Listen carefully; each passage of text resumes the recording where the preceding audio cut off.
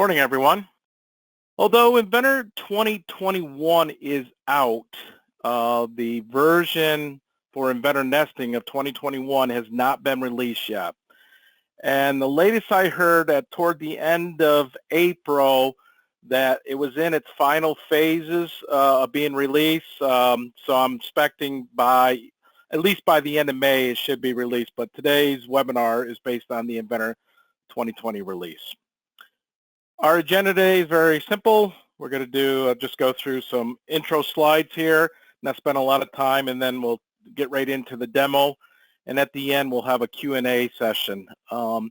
If you have a question, I won't be taking questions as we go through, but if you have a question, you can use the webinar chat area, and then we'll follow up with that toward the end of the session when we get into the Q&A. So as Barrett pointed out, we've got some webinars coming up. Like you said, May 21st is kind of like part 2 of this, where Inventor Nesting is just not for sheet metal.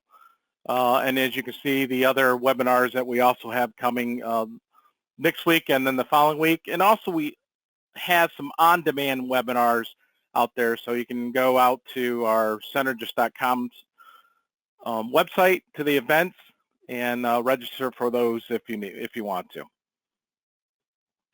Again, we all know we're in this unique time, but Synergis is here for your organization. You know, if there's something that you need, training, some services, we can do service remotely, those type of things. Please reach out to us. We're here for you to support you through these challenging times. So nesting, simple definition, placing arrangement of your parts, on some raw materials so that it can be cut, getting the most efficiency out of your raw material. And the example or the image shown there, that's what we're going to be heading for today in our demo. So there's 2 nesting products, if you didn't know, inside or comes from Autodesk. Today we're here to learn about Inventor Nesting. And I call this the little brother, maybe the baby of the family, or the light version. Not saying it doesn't have a lot of functionality, but it's, it doesn't have all the bells and whistles like the big brother or the True Nest application. Now, True Nest is a totally different nesting program, has a lot of bells and whistles, and it's a separate purchase. Inventor Nesting is part of the Product Design and Manufacturing Collection, and it started back in the 2019 release. So if you subscribe to the Design and Manufacturing Collection, you get Inventor Nesting. Back in December, we had our Christmas customer appreciation party, and Jim Swain and I did introduction to Inventor Nesting. So this demo, if you were able to attend, it's almost the same, and I do apologize, if you're going to see some repeat. But we got a lot of great questions out of there, so I just wanted to throw some of those out there, kind of set the tone, so when we go through the demo that things come together. This is Inventor Nesting, even though we're working with Inventor models and type of things, it is based on 2D dimensional information, all right? It's not really, a lot of people were thinking Inventor Nesting is doing CAM and those type of things where I can do, third step operations on, different axes. This is just straight 2D, and it's just laying out the information. So kind of think of this as taking my raw material, maybe my 4x8 foot sheet of, aluminum plate, and I'm putting blanks on there for my CNC to cut out. Granted, like I said, it's not generating any CNC code, it's just laying out that pattern on that raw material. Now, Inventor Nesting is really geared toward the sheet metal environment, all right? But if you want to come back on Thursday, you're going to see how Inventor Nesting is just not for sheet metal. You can use it for other things that you design. The other thing to keep in mind that the Inventor Nesting file is a separate file. It is separate from your assembly. It's separated from your parts and drawings and those type of things. Kind of think if you make presentation files inside of Inventor, it's kind of the same thing. There is a link between the model and that Inventor nesting. So if the part changes, it's when you open up the separate nesting file, it changes in there as well. All right.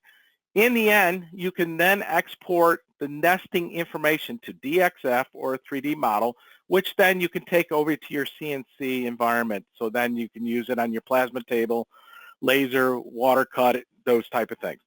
But keep in mind that this is no link between that nesting and that when you export it out. So if you do need to make changes again, you would have to export it again back to, you know, whatever you're using, DXF or the 3D model.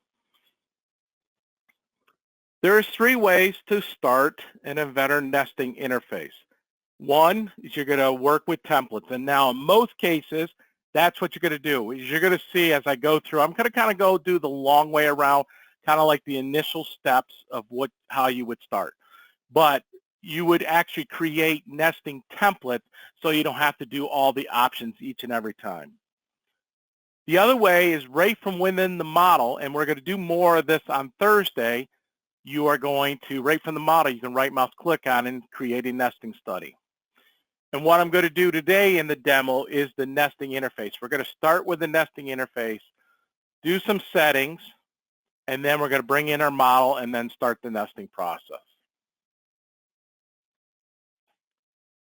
Providers. As I stated, a lot of times people, when they hear about Inventor nesting, they think of sheet metal. All right, it's not just sheet metal, but that's what a lot of people think. But you can work with AutoCAD drawings. You can work with AutoCAD or Inventor DXF files. You can work with Inventor assemblies. And then when you get down to the part files, then you can even break it down even more. You know, hey, just work with sheet metals, generic CAD, so you can bring in from other CAD environments. And what you're going to see that on Thursday, where I'm going to bring in a SolidWorks file and use it in Inventor nesting. So it's just, like I said, a lot of people link it to sheet metal for Inventor nesting, but that's not the case. Other things that we're going to get into, as you're going to see, is we're going to talk about the process material and then our templates. We're not going to get in today, you know, setting up those templates, but you're going to see as I go through, and you're going to say, oh, yeah, I'm doing all these settings to make up my templates. And then there's options. Again, I'm not going to show you them, but those are options in there, how you can color control, you know, how your things look and those type of things. When you're in the nesting environment, you can display, do I want to just look at certain material thicknesses and those type of things.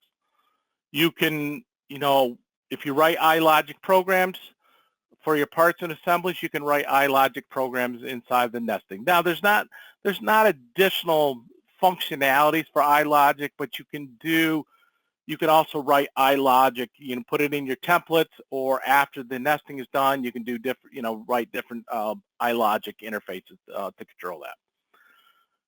You're also going to see at the end how you report out the information. How efficient are you, or how efficient was the software in developing your nesting outlay? And like I already said, you can export this to DXF, 3D, then take this over to your CNC. So if you're using Inventor CAM, you can export it back out to a 3D model, including the 3D original model information that you generated it from, and then use the Inventor CAM interface to, you know, generate the code to drive your plasma table, maybe have a laser cutting table, those type of things. All right.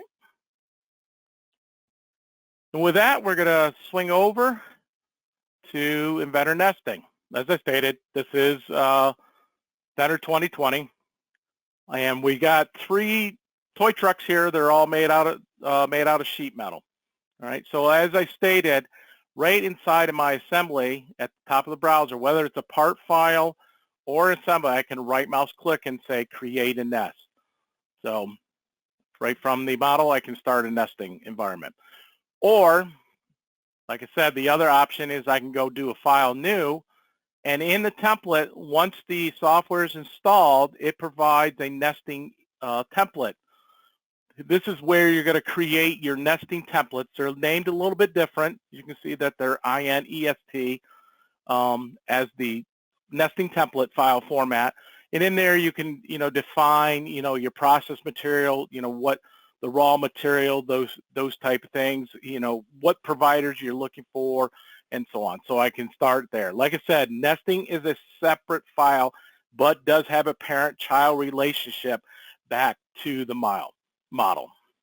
All right. So what we're going to do is we are going to just start it from the nesting interface.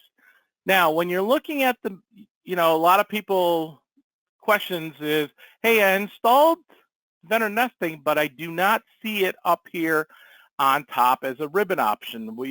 If I go to add-ins, it's there. All right. The Inventor Nesting appears when you go to the home screen. So when I toggle over to the home screen, you can see the Inventor Nesting ribbon tab that's there. All right.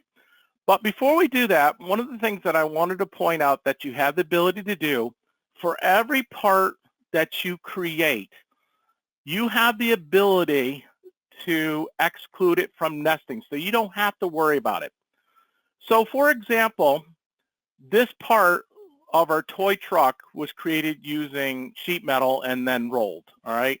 Maybe later on you realize that, hey, we can get it cheaper, we can buy this tube and cut it, all right? But I don't want to go back and change the, redesign it so that it's no longer a sheet metal part.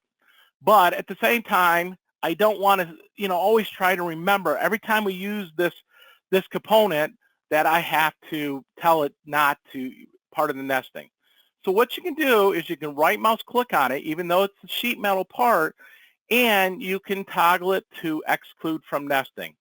Once I do that and then hit the save the file, no matter, because it's a sheet metal component, whenever it's brought into a nesting environment, it just will not look at it anymore.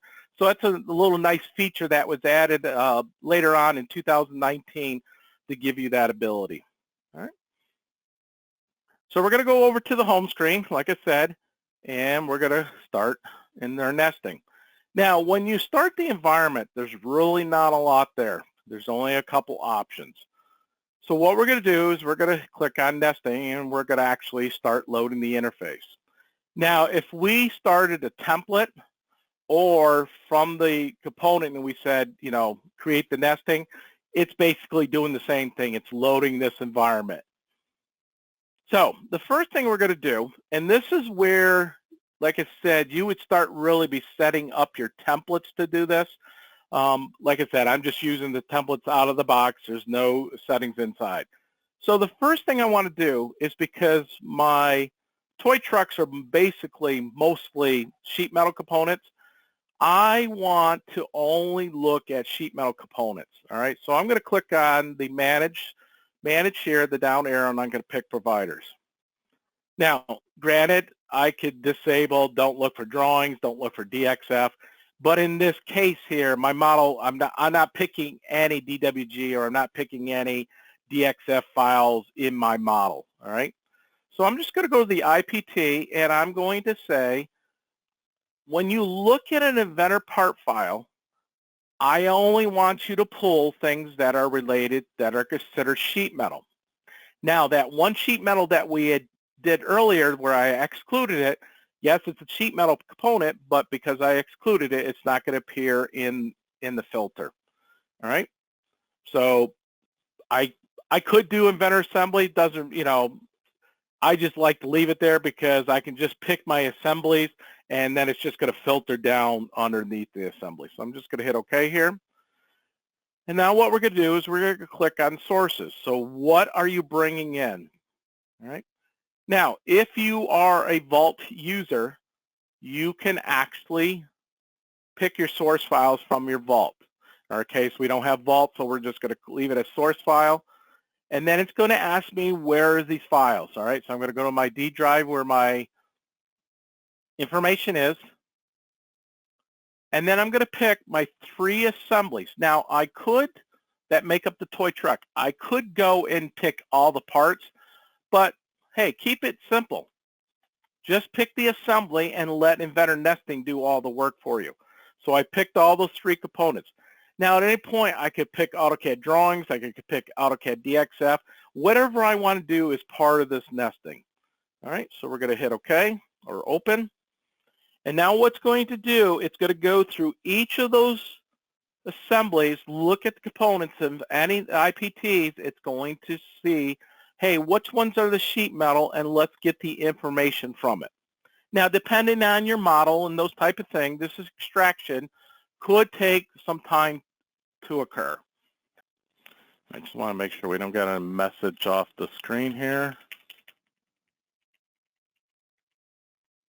Ah, there we are. I don't know why that didn't appear like that. So this is the message. Sorry about that. This was the message that was there. So it's indicating that, like I said, it's bringing the material information, your sheet metal thickness from your rules, and saying, hey, do you want me to create this? And we want to say yes. All right.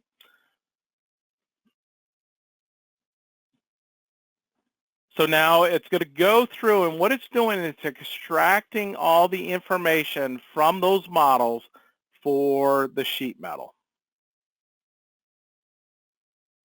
Your goal in this first column here is to have all green check marks. And as you can see right now, some of them have a red X, and we're going to talk about that here in a second.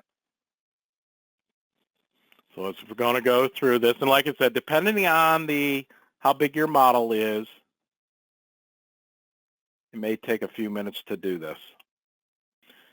So we've completed, like I said, the goal is to all get green check marks here. So as you can see, some of them do not have a green check mark. So what you can do is you can hover over the red X, and in this case here, it's saying, hey, this is a sheet metal component. It does not have any flat patterns.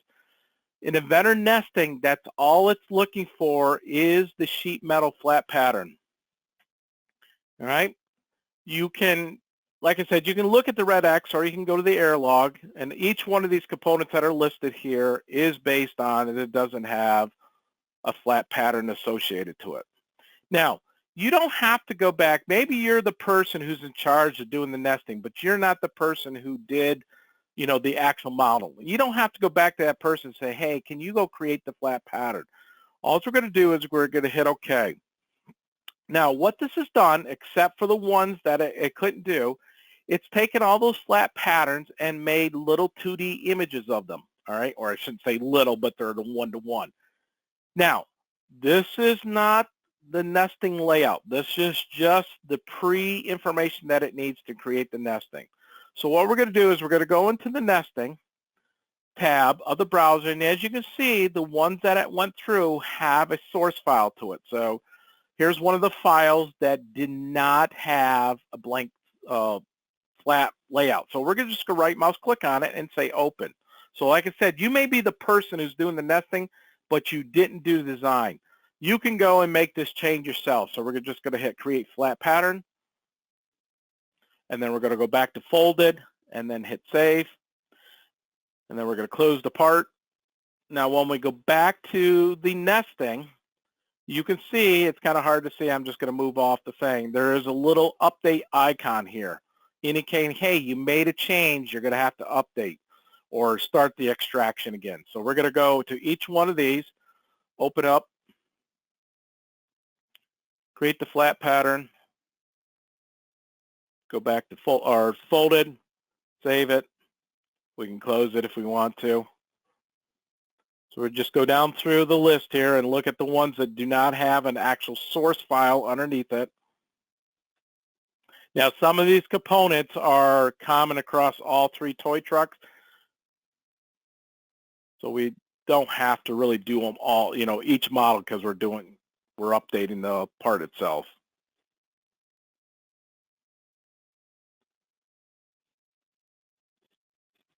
So here's another one. Open it up. Create the flat pattern. Now, there could be other reasons. I mean, for this model here, this was a reason why we've got some of the red X's, because of the flat patterns weren't made for, a certain number of parts. So when you get those red X, you just review it to see what's going on. and then you, you know, correct as needed. I think there's one. All right, done. So I think we've got everything now. So what we're going to do, I don't have to go back through the list and find each one of those. All I got to do is go to one of them, right mouse click on it, and say Start Extract. And what it does is it's going to go back to the ones that have failed, and it's going to see if it can fix the issues now for the nesting. Like I said, the goal is to get all the green check marks, so hopefully that's the case, which we did. Nope, we missed one here. So this one should go really quick because it's only the one file. Now, the only thing I don't like about this, because if you had a lot of parts, you know, you're scrolling trying to look for those green, well, you can go to the error log. Now, when the error log is blank, it indicates that you don't have any issues. I just wish the message say, hey, you know, you have no problems, or the error log button is disabled to indicate that everything is good. All right, so now we're going to hit OK. And like I said, it's now generated all these 2D images of all the components that you've from your model. All right. Like I said, this is not the layout. This is just the pre-information needed. So the biggest thing here is under this process material library. All right. There's materials and then there's packaging. Material is the kind of like the physical properties of the material. Hey, it's aluminum. It's this thickness, you know, this density. This is the color that I want to use for nesting. All right. Packaging is the actual raw material. So is it a 4x8 sheet? Is it 2x8, you know, foot sheet? Those type of things. All right. Every material can only be assigned to one packaging. All right. But a material could be associated to many packaging, but only one packaging can be activated. All right. In the material, when we click on material, you can see, like I said, we can put information. Now, because this came from Inventor, unless your templates don't have that, all the templates have a generic material defined in it. All right. And that's where this information comes. So what I tell people when I train is that don't really, you know, if you still have generic material in your part files and templates for Inventor, just mostly disregard material ID 1 unless you want to work with it. So we're going to really talk more about material 2. So material 2 came from the part definition inside of your Inventor. So it's looking at that sheet metal rules. It knows what material it is, what its thickness, and those type of things. You do have the ability, if you want to, I haven't really found a reason why, but you can go in and change this so you kind of overwrite what's bringing over from Inventor, all right? When we go into packaging, you can change the size of the packaging, all right, if you want to. You know, what's its length and width of the raw material? Is it rectangle material? Is it roll material? Those type of things, how much it's going to cost, and so on. So back onto the material, I'm going to go to nesting, and we're going to get into the nesting information of the material. All right. Can this material be rotated? By default, it's set to 0. So are you going to allow my material to be, it can be rotated 90, 180, 270, whatever it needs to optimize the nesting layout. And in the deviation you can say, hey, I want you to rotate, I'm going to allow you 10 degrees in 5-degree increments. So you can deviate by rotating this material every, you know, at 10 degrees and then every increment of 5 degrees. So it really allows you to control how you raw material. Now, I'm not a, you know, plasma table, laser table expert. I just don't know how many times, you know, customers will be rotating, but that's possible. You then have, if your material has a grain direction, where is that located? The frame width indicates how much you come in from each left and right, top and bottom side. All right, and the reason that it's there is because they, you know, they state that raw material is not always perfectly square. So this allows you to come in a certain amount so you don't have to worry about, if your corners are not perfectly 90 degrees or square, that, you're not cutting or replacing something on that raw material that may fall out of that, because it's not square. The other big one here is the item separation. This is how much space you are going to put in between each component. Now, maybe, your plasma table, you may want to increase that because, the flare out of, as the plasma cutter is going around. So you may want to increase how much spacing is in between each of your components that it's laying out. All right. When we get into packaging, it also has nesting too. And the thing is that has trim information. Now, the trim information is almost like the frame width of the material, but it allows you to control more the left or the right or the top or bottom side. So, for example, let's say when you put raw material on your table, that whatever you're going to use for cutting, on the left and right-hand side, you've got to put clamps. So what you want to do is say, I don't want you to void or hit, put something where those clamps are. So you can increase the dimensions for the left and right trim to allow it to come in farther. So you're saying, well, Mark, you just talk about frame width and you just talk about trim. Which one is used? Whatever the larger value is, so under material, under nesting, right now, we have a frame width of 0.3937, all right? That's just whatever setting was in there. In the packaging side of it, all these trims are set to 0, so it would always use the frame width. Now, if my left and right trim, let's say, was a 1/2 inch or an inch, then it's going to, on the left or right-hand side, it's going to use that trim value. So it would come in and say, I'm not going to use the frame width that you've told me, I'm going to come in a 1/2 inch or whatever that value is. All right. So let's go to the material and packaging. We're just going to go in here because we are a toy manufacturer.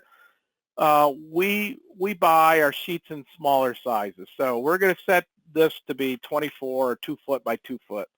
And we're going to say the cost is $500. All right. And we're just going to delete this comment. Now, like I said, a material is assigned to a packaging, but it can only be one packaging that it's active. So what we're going to do is we're going to add another packaging that, let's say we buy material in, maybe 1 foot by 1 foot.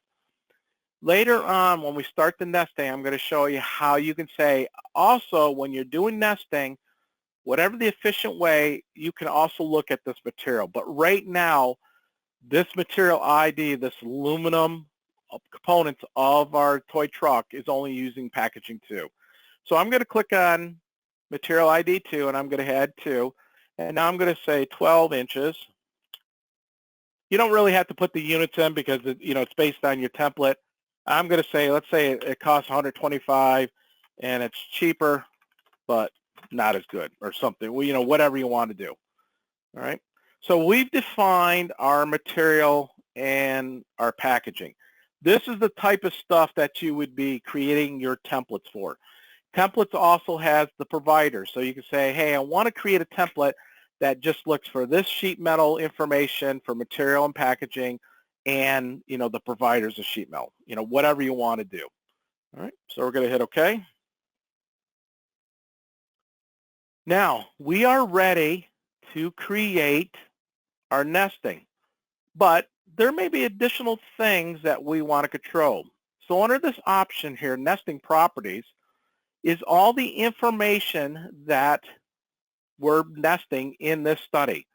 We can go back later on and add more stuff if we needed to, but for demo purpose, we're only leaving it here. So you can see that each of the parts, as you can see, because they were aluminum, they're using that material ID 2. Like I said, the material ID 1 came from the generic material definition inside of your Inventor part file.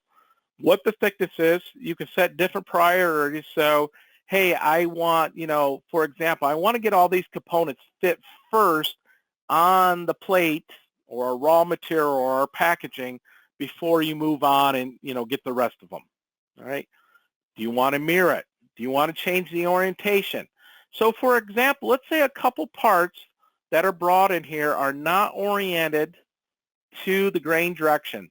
So for example, I could go to this crane part and say, all right, I need to change your orientation to 0 because I want you to turn it 0 degrees to align with the grain direction.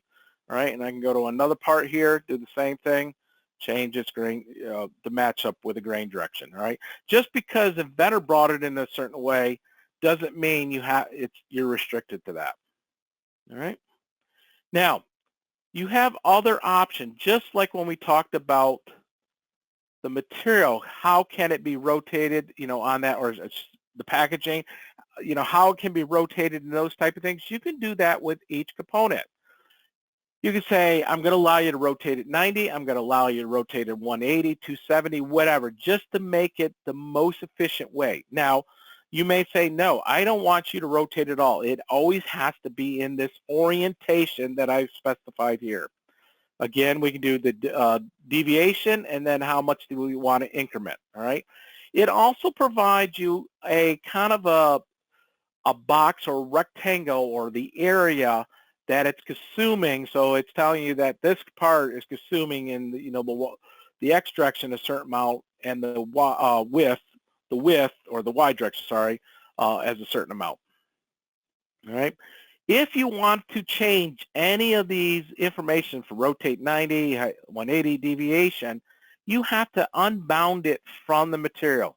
That's why all these are checked to indicate that you are kind of linking it to what you're providing for the materials and the packaging information. If I unselect this, then I have the ability to make these changes, all right? So it's a toggle to give you to these other settings. Now, there's a column in here, it's called pre-kit. And what pre-kit was designed to do was to allow you to say, hey, I've got these two parts that are basically identical, but they may be mirrored of each other, all right? So think of something like maybe it looks like a right angle triangle, but you have two components, but they're mirrored of each other. What you can do as a pre-kit is you can tag both of those as a pre-kit option and to allow you to more efficiently place those components. So it's kind of giving it, say, okay, I know these two components kind of look the same, so I'm kind of going to flip it to almost make it look like it's, it's a square that I'm cutting out. However, this is kind of the funny thing is they give you this option, but they didn't finish in the program to do that. So even though pre-kit is there, it doesn't do anything, but that's what it was designed to do. All right. So now we're going to hit OK. So we've gone in and said, okay, this is how those components need to be oriented. All right. In that nesting properties, once you do that and save your model again, the nesting and the model, it is recording that nesting property information in your part file. So the next time you go to use it, it's default to those settings. So the first time you're using it, it's carrying it over. So it's a nice little feature that you don't have to do this each and every time. And it will change, it will stay that until you change those options again and, save the files. All right. So we're all set, ready to go. Like I said, our 2D images are only showing the pre-information. So what we're going to do is we're going to go and hit create. So inside of a nesting study, we can do multiple studies. So you may say, hey, what happens if I do this? What happens if I do this? So you can do all different studies inside of one nesting. You don't have to do separate nestings just to look at information. All right, so we're just going to leave the study name as is. The job quantity, single value. So I can say, hey, I want for all these 3 toy trucks, I want you to make a quantity of 4 of each of these trucks. When we're going to show you toward more the end is the multi-value where I can go in, still do the same study, but say, hey, I want 2 of this truck, 4 of that truck, 6 of that truck, and so on. All right. So right now we're just going to say, I want you to make 1 of each. And then the stack size. If you have the capability on your machine to cut, you lay multiple raw materials, the same raw material size or that packaging on top of each other, you can say, hey, I'm putting 3 sheets down on top of each other, so it will say whatever this quantity is, it knows, to change how many components that it needs to do. Again, here's some information about it. We're just setting up. At this point, you can't change anything. You're just getting it going. We can go back later on and edit and say, oh, I oriented the wrong part. We can do that. Now, as I stated earlier, a material can only be assigned to one packaging. So that's why that packaging for this given material is only highlighted. But because I created that other packaging, I now have the ability to click on it and use it. In my case, I'm not going to use this for the demo. I'm just going to use the 2x4 sheet of aluminum that we put in, or the 2 foot by 2 foot, whatever we use. But you have the ability to say in this study, you can use all these different packaging. All right. Down at the bottom is our global. Where is our 00 on the table? Where is it on the raw material? This information here in the performance will determine how efficient your nesting layout will occur. Excuse me. So the minimum runtime, so you're saying that you have to run, when you're analyzing, at least 60 seconds before you can, kind of start saying, okay, I'm going to back out. Here's the results. Or you can say, we've got a minimum of 300 seconds. So after 300 seconds, if it really hasn't, it's still trying to do calculation. Once it reaches that point, I don't know if it's instantly at 300 seconds, I've never timed it, then it's going to spit out a result. So you control how long you want this, this to work. And then the results, all right? What the desired yield means is that you have to be 80%, or what the value here, in our case it's 80%, what efficiency you have to be of that plate or that packaging before you move on to and add another packaging or another raw material to it. All right. Now, the remnant optimization, most people will leave this on the maximum length and width, but you can say, I only want you to worry about the length, or I don't want the width as the layout. All right. So all we're going to do is we're going to hit OK here. Now, if we go back over to calculating nest, what it's doing is doing all this calculation for you. And you can see, depending on your time or your model, it could take a few, seconds to a few minutes. But I ask people, if you used to do nesting yourself, hand calculations and those type of things, do you think you could do it that fast? So here's the results. It's on our sheet of material, so we had a 2 foot by 2 foot material. And as you can see that it's laid out all our information for those sheet metal components for each of those quantity of each one of those trucks. And as you can see we can look at the information. So it's saying, hey, we got number of parts of 65. The total nesting cost is, hey, yeah, it took 500, that sheet cost me $500. So yes, it's the total nesting cost, but I mean, based on the, what's there, it's really only costing me $173 to cut those parts, all right, from that raw material. There's other information here, it's telling you if you had multiple sheets, it would show you all the different sheets. So you can see your efficiency, or you're about 15% of that sheet, because you're not using everything of that sheet. Maybe maybe you're buying too big of raw materials for for the stuff that you're trying to do. So that's kind of a upfront report, and you can look at it and say, okay, what was number 4? So it's showing you all the numbering of all the components that are there.